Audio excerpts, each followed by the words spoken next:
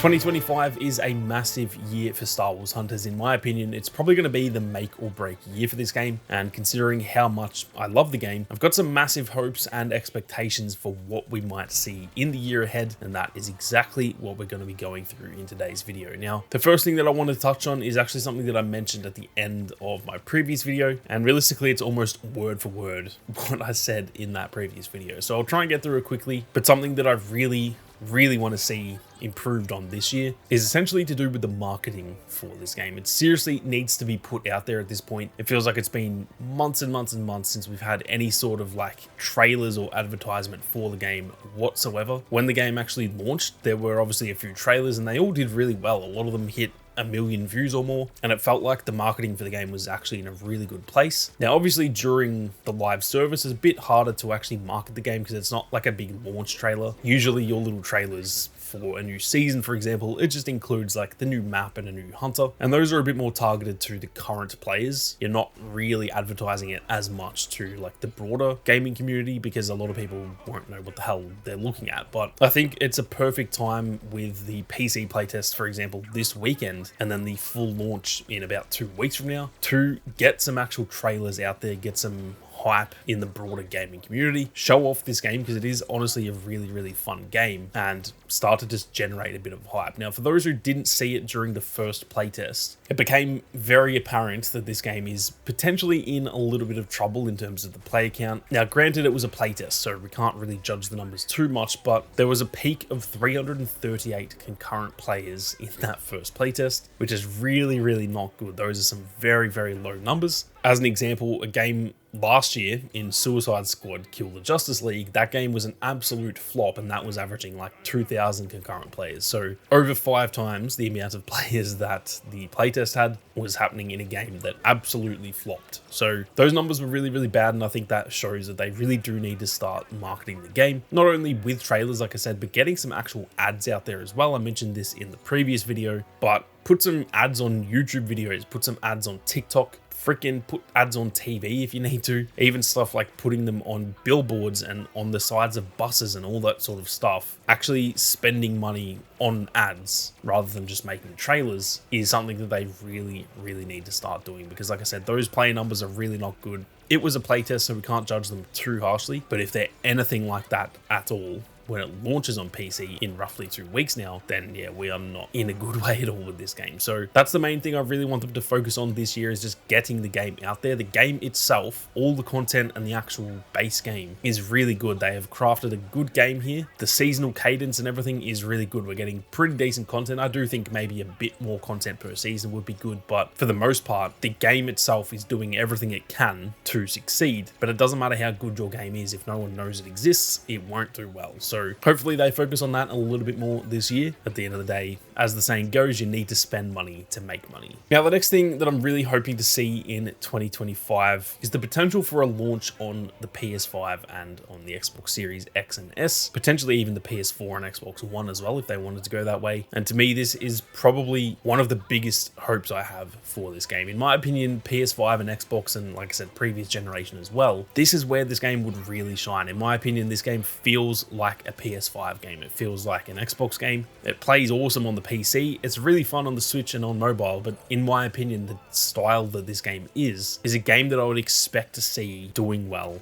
on those consoles. PS5 and Xbox, or just PlayStation in general and Xbox, those to me are kind of the 2 main platforms in gaming. Now, ironically, they're actually 2 of the lower selling platforms. Technically speaking, mobile phones and the Switch, they are the 2 biggest platforms in terms of how many players there are out there. And so ironically, it sounds kind of dumb saying PlayStation and Xbox are the biggest platforms when they're actually 2 of the smallest that there are. But I feel as though that is where the majority of the like consistent gamers generally tend to play. I think when it comes to the Switch, yeah, there's a lot of players, but a lot of those players are kids and they're playing games like Minecraft and stuff. And the same sort of thing goes for mobile phones, where yes, it is the biggest platform in terms of play base, but a lot of people playing those games are like, for example, my mum playing Words with Friends and stuff like that. Those aren't the type of gamers that are going to play a game like Star Wars Hunters. So I think getting this game onto the PlayStation and Xbox is absolutely crucial for its success. I would really hate for them to launch it on PC and maybe it doesn't go amazingly well, and maybe in the next 6 to 12 months they eventually decide, you know what, the game's not doing very well, let's cancel it and move on. And if they do that without launching it on PlayStation and Xbox, I feel like that would just be a huge missed opportunity, because those platforms could be exactly what this game needs to blow up. And like I said in previous videos, now that it has launched on the PC, or is launching, I should say, in a couple of weeks now, well, they've done that, so there's no reason they shouldn't do it on those other consoles as well. Now, whether it happens or not, I'm honestly not too sure, but at least for me, I can't see a free-to-play Star Wars game on the PlayStation Store not getting eyes on it and making people think, damn, that looks pretty fun, I'm going to try that out. Like I said, it seems like the type of game that would do really well on those consoles, and whether it actually happens this year, or even if they were just to announce it or something, that is definitely one of my biggest hopes for the game, because like I said, I think that is an absolute key to its success. Now, something a little bit smaller, I guess, and this is to do with just the actual game itself, something I really hope to see this year is a lot more support hunters. We actually haven't had any support hunters added since launch, and funnily enough, we've actually not had a single support hunter added in years and years now, even during the soft launch. Both Sprocket and Scorer were actually added in the same update, and that was, if I had to guess, I think it was way back in like June of 2022 or something like that. So we're talking nearly like, you know, 2.5 years ago now that they were added. And since then, there's been a lot of hunters added both in the soft launch and then obviously post launch too. And unfortunately, none of them have been support hunters. So I think they really need to up that quite a bit.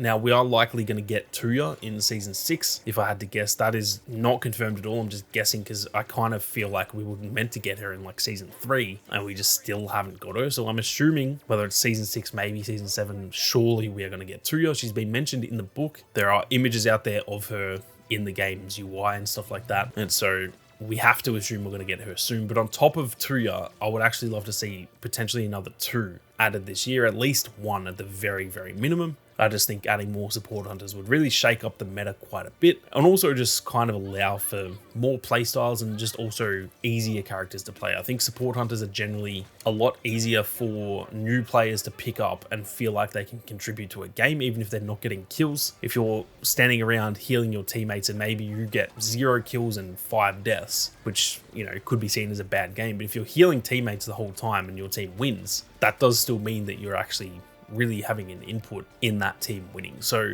not only just for the meta, but just also for kind of an entry point for new players, I think we are definitely in need of some more support hunters. Now, last but not least, something I really want to see improved on this year as well is to do with essentially the community engagement and even involvement as well. Now, a prime example of this, and this is like at the most basic level, this tweet that you can see right here, which was back in sort of towards the end of December, they tweeted out when the Pinnacle clash was going on between Nox and Reeve. And as you can see, they've tweeted that, you know, the Nox team was winning, and it had a little graphic and everything like that. Now, that is the most basic thing ever. It is literally like 2 sentences in a tweet with a little graphic that, to be honest, I could probably make that in 20 minutes at most on Photoshop, but it's little stuff like that that kind of makes it feel like they are actually interacting with their community for the first time. And especially it feels like it was interacting in real time, because it was obviously focused on an event that was going on at that time. A lot of the tweets that they put out, even when it is sort of similar stuff to that tweet, it often feels clearly very scheduled and almost robotic. I've said it before, it feels like their Twitter account is run by an AI half the time, because a lot of their tweets are genuinely just robotic. It feels like they're tweeting about things that have nothing to do with anything that's going on at the time. I remember even recently there was a tweet where one of the events had ended, and then a week later we actually got a tweet about that event going on, even though the event was finished. And it was kind of like,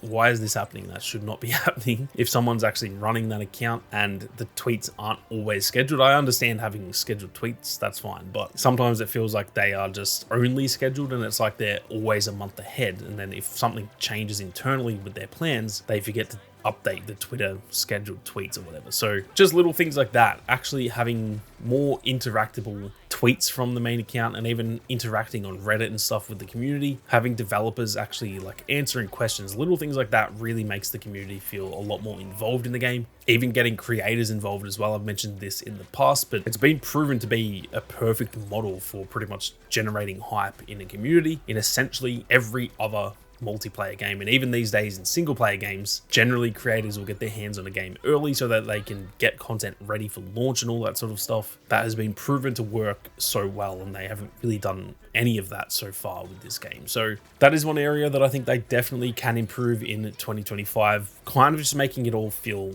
less robotic and more natural, I guess I would say. I think that is something that really does help. And when it comes to every game that I've ever been like really involved in, I'm thinking back to like Battlefront 2, for example. It felt like every day the community was actually interacting with the developers, and it just made the community a lot more tight-knit, and therefore kind of felt like everyone stuck around more and was playing the game as a whole community rather than just playing it individually. But that is it for today's video, guys. I'm keen to hear all of your thoughts on pretty much all the stuff I mentioned, as well as your own thoughts. What are your biggest hopes for the game in 2025? I'm keen to hear all of that, so be sure to leave your comments down below. But with that being said, thank you all very much for watching. You guys have a great day, and may the force be with you always.